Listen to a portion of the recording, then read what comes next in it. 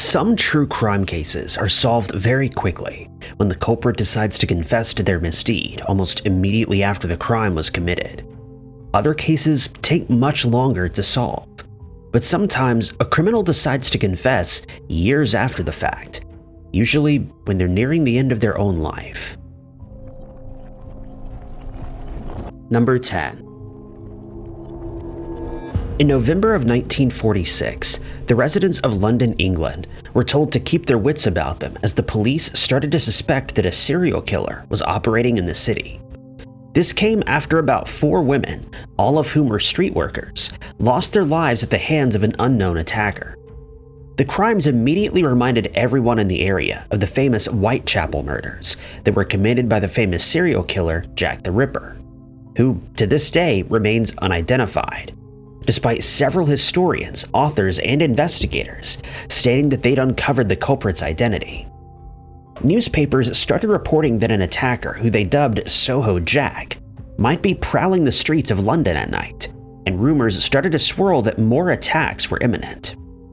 One of the women who lost her life was 26-year-old Margaret Cook, who was found deceased outside a nightclub in the city, having been attacked with a firearm, and an investigation was immediately started.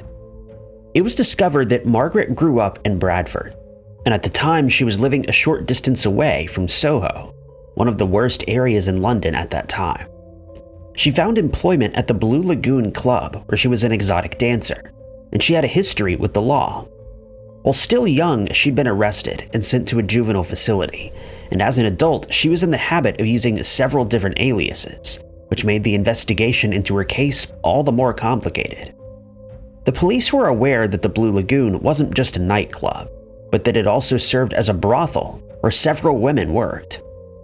The motive for the attack remained unclear, but it was reported that Margaret's life was ended in a narrow hallway between the club's water tank and the front door. One former police officer would report that he'd seen a man and a woman arguing outside the club, and that she at one point shouted that he had a firearm. When the ex-officer approached the man, he was told to mind his own business, and he did just that for fear that he'd be assaulted. Just moments later, he heard a firearm being discharged, and when he turned around, he managed to get a glimpse of the attacker as he fled down the street. Several people witnessed the attack, and 3 bystanders tried to apprehend the assailant, but he managed to flee into a crowd and out of sight before they could catch up with him. It was only 2015 that the case was finally solved, when an unnamed 91-year-old man walked into a police station in Ontario, Canada to confess. He stated that he and Margaret had gotten into an argument after she cheated him out of some money, and he decided to end her life with a World War II firearm that he was carrying. Number 9. It took 44 years for the case involving 24-year-old Susan Marcia Rose to finally be solved. Not thanks to diligent police work, but thanks to a confession made by her attacker, who'd finally decided to come clean. In 1979, Susan Rose was living in Boston, and just before Halloween of that year, she decided to go out to a skating rink in the city to spend some time with her friends. And there, witnesses stated that she met a man whom they'd never seen before, and the two started to talk. They decided to go somewhere where they could be alone, and after walking a short distance away from the skate rink, they entered an apartment building that was undergoing renovations. A few witnesses saw them enter the building, but they were unaware of what happened just seconds later. As soon as they entered, the man picked up a hammer that had been left behind by one of the construction workers, and he used it to attack Susan, ending her life in the process. He knew the building would be empty at that time of night, and so he wasn't too worried about being caught in the act. Upon waking up the next morning, he started to panic, knowing that the police would be looking for Susan's attacker. So he decided to pack his belongings and flee to New York. In the meantime, the investigation into the attack had started, and a suspect was identified. A man whose name has not been released was arrested and charged with ending Susan's life, but after spending 2 years in prison for a crime he didn't commit, he was acquitted in 1981, while the true culprit remained a free man. An autopsy confirmed that Susan had been attacked with a heavy, blunt object, since she'd suffered brain damage and several fractures that claimed her life. DNA samples were collected from the crime scene, but DNA technology was still in its infancy at the time, and the samples weren't much use to the police. When looking into Susan's life, it was discovered that she'd moved from Boston to Johnstown in Pennsylvania, and that she'd settled in an apartment close to the skating rink where she met her attacker. With no further suspects being identified and no more clues to follow, the police could do nothing more to solve the case, and after the initial suspect was cleared of all wrongdoing, it went cold. For the next 44 years, no one came forward with any additional information, and Susan's attacker had seemingly gotten away with this crime. But that changed in September of 2023, when a 68-year-old man named John Ermer decided to confess. He walked into an FBI field office in Oregon and stated that he needed to come clean about a crime he'd committed long ago. He made a full confession and described the crime as it had happened that night, after which he was taken into custody. The police would later state that they were also considering the possibility that Ermer had ended someone else's life, but they declined to comment on that case since the investigation was still ongoing. Ermer was transported back to Oregon to stand trial, but the prosecution noticed that he had a history with the law, since he was sent to prison for 30 years for a separate homicide. Ermer is yet to be sentenced as his trial is ongoing, but it's certain that he will be incarcerated for many more years to come. Number 8. It's said that one should never go into business with a family member or a good friend, since there's a good chance that the relationship will come under strain and eventually fall apart. This may be true, but the case involving two identical twin brothers, Carl Smith and Kevin Duggar, is one that showcases the type of betrayal from a family member that most of us would consider unthinkable. When they were still boys, the twins could hardly be told apart, even by their parents, and they had great fun fooling their friends by dressing in each other's clothes on occasion. They were extremely close and would share everything, including the sandwiches that their mother packed for their school lunches every day. In fact, in later years, when one of the brothers was shown a photo, he was unable to tell whether it was him or his brother in the picture, but their lives would be changed forever in March of 2023, when a man produced a firearm close to Sheridan Road and Argyle Street in uptown Chicago and opened fire on a group of 3 people. One of the bullets struck a man named Antoine Carter and ended his life, while another man, Ronnie Bolden, was left wounded. He needed to be rushed to a nearby hospital, where he received treatment and eventually made a full recovery. The attacker had fled the area immediately after discharging the firearm, and all that the police had to go by was witness statements and a description of the culprit. After Bolden had recovered sufficiently, he was shown several photos of suspects in the case, and he was able to identify Carl as the man who fired at him. Strangely, Kevin's photo was not included in the lineup, and after Carl was pointed out, the police made no effort to interview Kevin as a possible suspect. Kevin was tracked down, and despite professing his innocence, he was handed a 54-year prison sentence. While he was incarcerated, he filed several appeals but with little effect, as the police were certain that they had arrested the right man. Kevin and Carl wouldn't see each other for the next 38 years while Kevin served his sentence. In 2013, Carl decided that he needed to do the right thing, and he contacted the police to confess to ending Carter's life. But he wasn't taken seriously, and nothing was done to confirm his claims. It would only be in 2016 that he would be heard when Carl took to the stand to confess in front of a jury. He was also incarcerated at the time, as he'd been involved in a home invasion, during which someone lost their life, and he was handed a 99-year sentence. But despite making a full confession, the prosecution was suspicious of Carl's motive. They stated that he'd be spending the rest of his life in prison anyway, and hence he had nothing to lose. They were concerned that he'd only confessed to help his brother get out of prison, and that Kevin was in fact guilty. Whatever the case may be, Carl's confession was finally accepted in 2022, and he was allowed to walk free to start his life anew. Number 7. At around 8 a.m. on the 2nd of June 2012, Scott Fenner contacted the police to report that he'd found his wife, Debbie, deceased in their house, which was situated in the 2800 block of South Wagner Road in Lodi Township, Michigan. When investigators arrived on the scene, they found Debbie in her bed, and they were certain that the cause of her passing was obvious. Next to her, they found an open bottle of beer and several prescription medication containers, some of which were open. It was decided that she had succumbed after accidentally ingesting too much of her medication, likely due to the fact that she'd consumed too much alcohol. These types of cases aren't uncommon, as many people are found deceased under similar circumstances each year. When someone who relies on prescription medication drinks too much, they can easily forget whether they'd even taken their medication and end up taking too much, which could prove fatal. No foul play was suspected in Debbie's case, and Scott tried to move on with his life as best he could. It would come to light later, though, that he was unable to do so, as he'd started drinking and using illegal substances. Before long, his life started to fall apart, not because of the loss that he'd endured, but because of his own guilt. It had been 11 years since Debbie passed away before Scott decided to contact the police to set matters straight.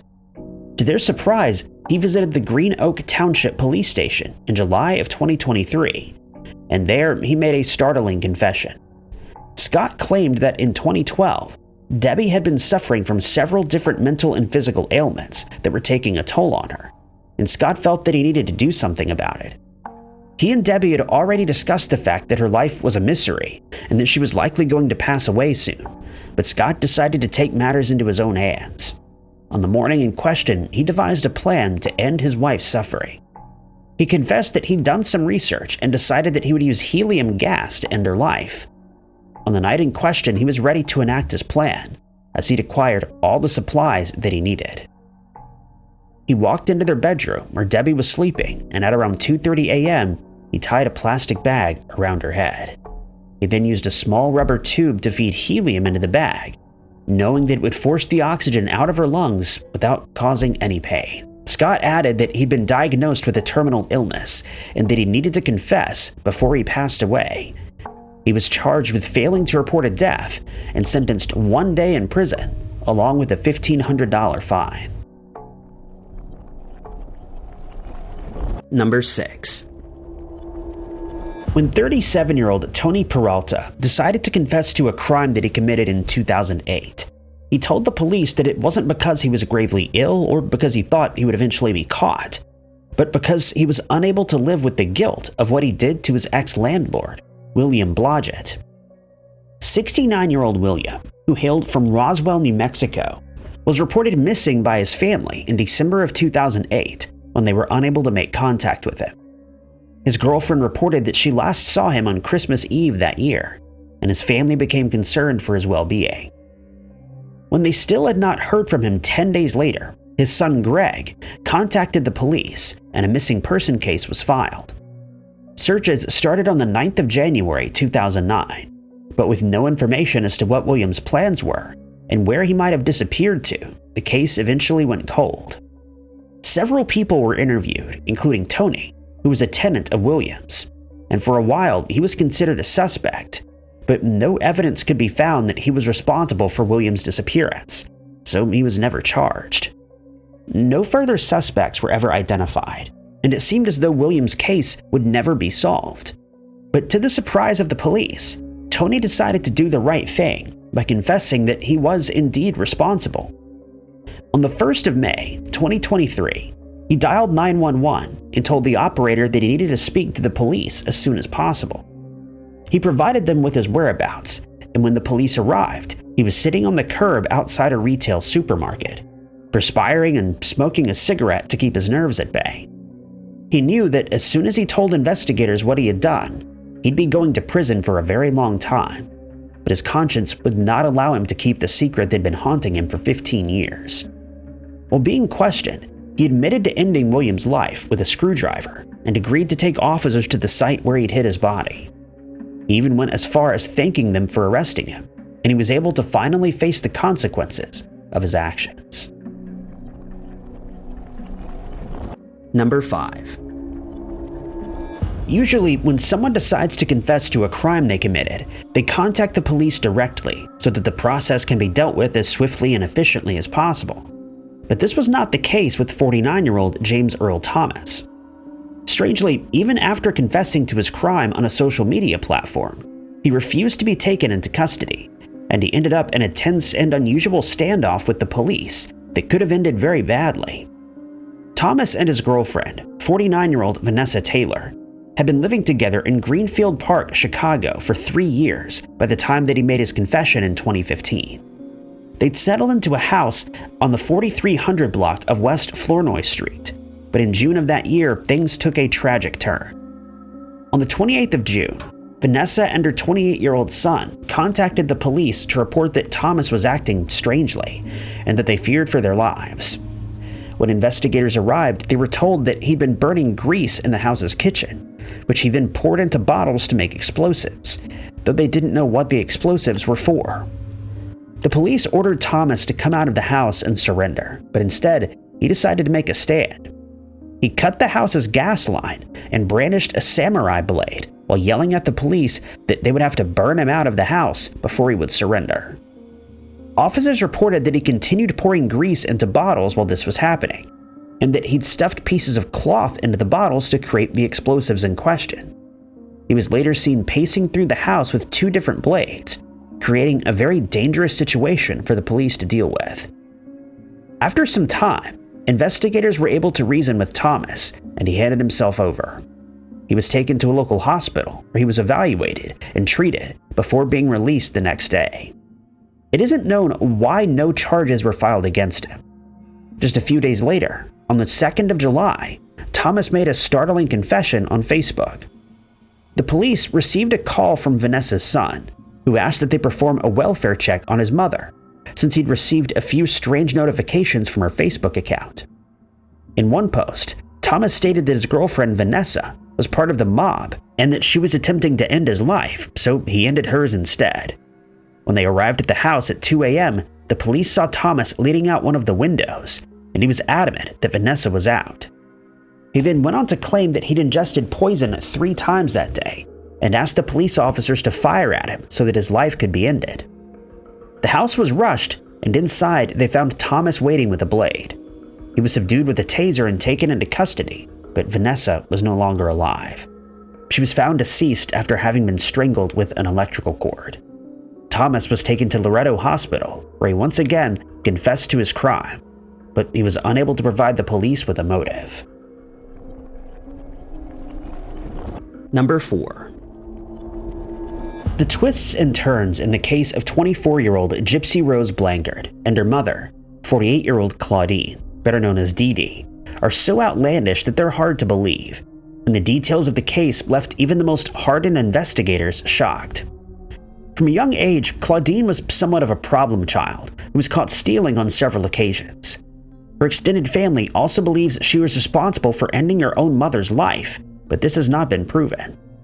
Her stepmother, Laura, added that Claudine had poisoned her with herbicides on one occasion, and that incident left her unable to walk for the better part of 9 months.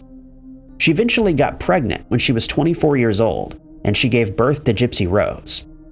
Throughout Gypsy Rose's childhood, Claudine would claim that she had one illness or another.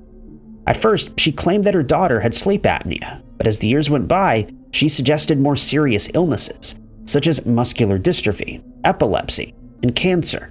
But doctors never found any signs of these issues.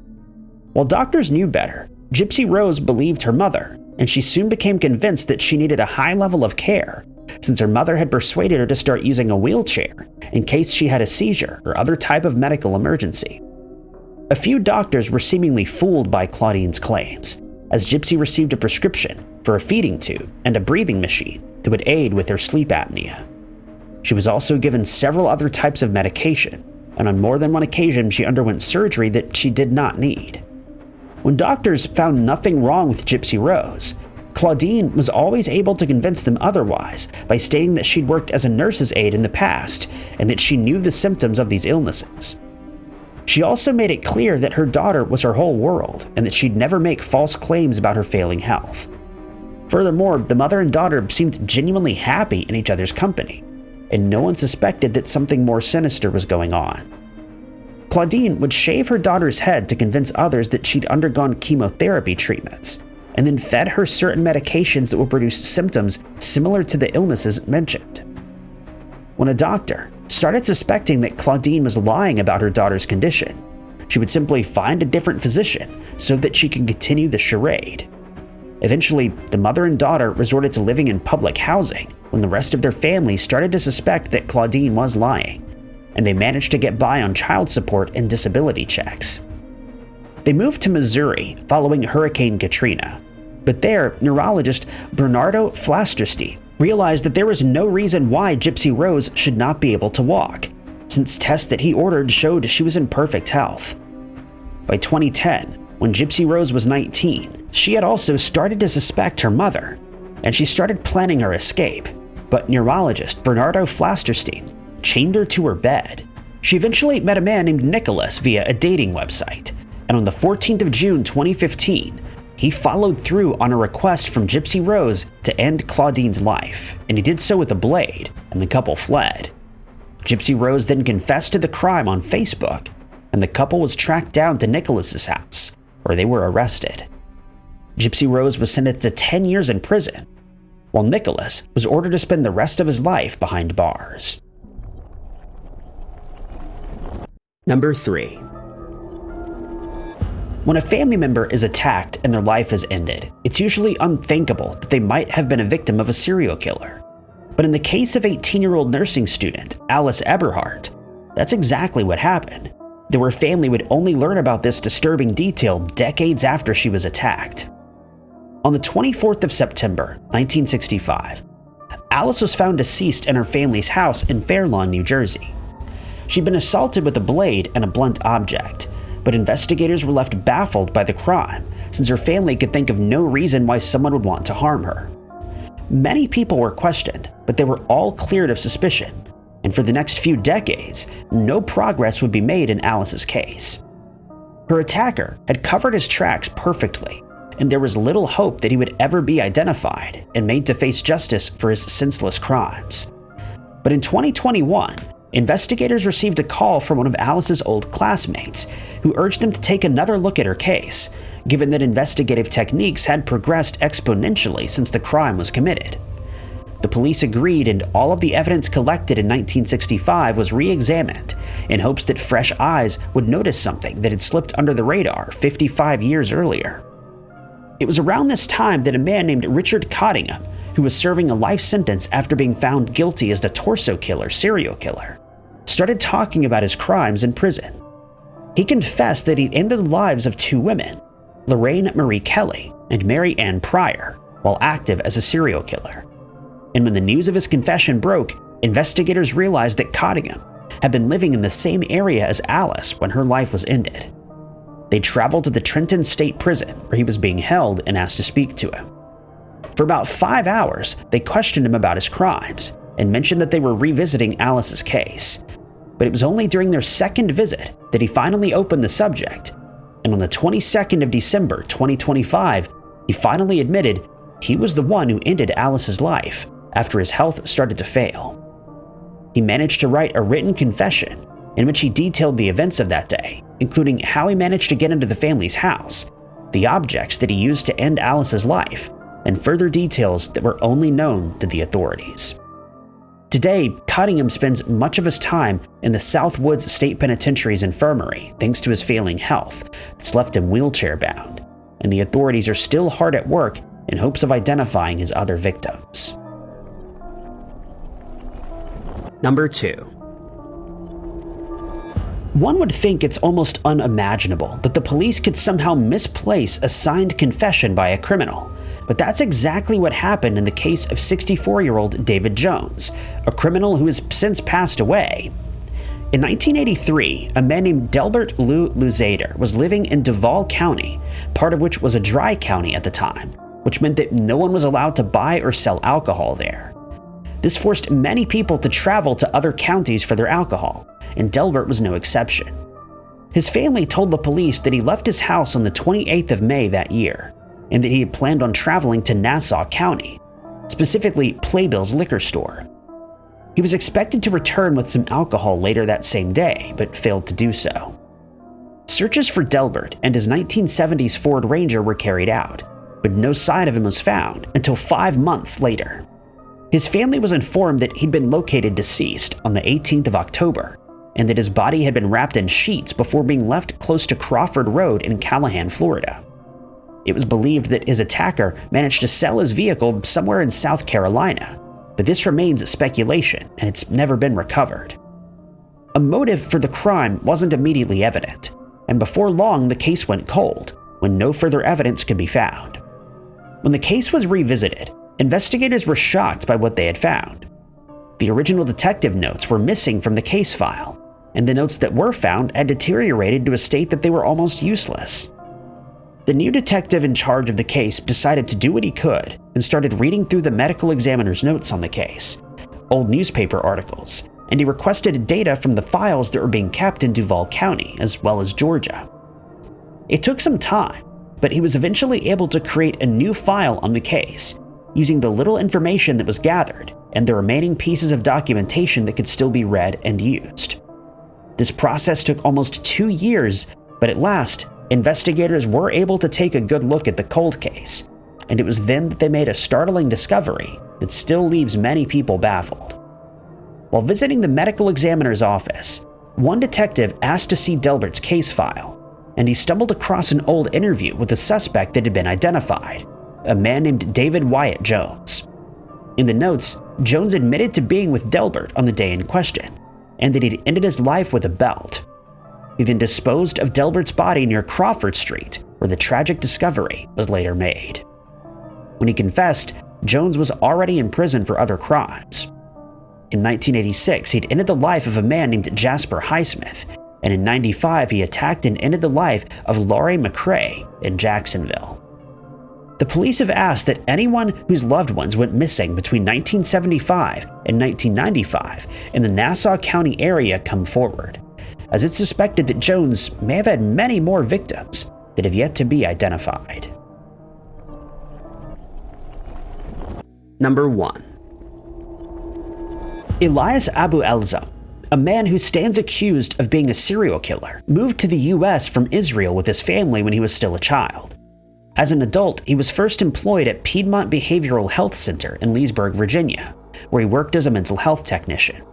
He then relocated to Michigan, where he started working as a clerk at Kingwater Market in Beecher.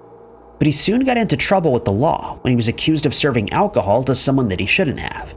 It was during this time in 2010 that a 59-year-old man was attacked with a blade, but no one ever suspected that Abu Elzam was connected to the crime. But it was noted upon his arrest that he lived in several areas including Bradenton in Florida and Grand Blanc in Michigan. He'd married Jessica Hirth in 2004 and would later reveal that the marriage was a mistake, since she soon found herself being emotionally abused by her husband, who claimed to love her. They got divorced in 2007, and shortly after, he found a new wife, and not much is known about that marriage, but it is known that in 2010, Abu Elzam started a crime spree that would leave his family shocked. For reasons known only to himself, he started driving around the streets of Leesburg at night alone, looking for victims to attack. His first victim was one of many men of slight build that would later be attacked. They were approached by Abu Elzam in May of that year. He pretended to be lost and asked for directions, after which he produced a sharp blade and wounded his victim in the chest. The victim was able to describe his vehicle, a green Chevrolet Trailblazer, and the hunt was on to find his attacker. During the next 3 months, many more men of similar stature would endure similar attacks. It's believed that he also attacked one of his friends in Ramla, Israel in 2010, while he was visiting his home country, but nothing came of that report, since his friend decided not to press charges against him. In 2010, the police announced they were looking for a serial killer, as they started to suspect that the same man was responsible for a series of assaults with bladed weapons in the area. A task force was created to look into these cases, and this led to further disturbing details being uncovered. On the 9th of August, investigators realized that the same man was responsible for 3 attacks against men in which a hammer was used as a weapon. The 3 victims were able to describe the attacker and his vehicle, the same one that was seen at the other crime scenes. Another attack with a blade was reported the following day, and it seemed that Abu Elzam had no intention of slowing down. He was pulled over on the 5th of August and arrested when it was discovered that he had an outstanding warrant for assault. He was released on bond, and he then tried to flee back to Israel, which led to his second arrest. He was returned to Flint, Michigan, where he was kept in solitary confinement. The police believed his life was in danger since he'd attacked so many people, and if the details of his crimes were to be leaked to his fellow inmates, they were likely to retaliate against him. He would eventually confess to his crimes, including an attack on Jamie Lane in Leesburg in 2009, which cost Lane his life. Abu Elzem was sentenced to life in prison without the possibility of parole. Thank you guys so much for watching. If you liked this video, be sure to hit that like button. Also, don't forget to subscribe and click that notification bell to keep up to date with all of our future uploads. But my name is Ty Knotts, and I'll catch you guys in the next video.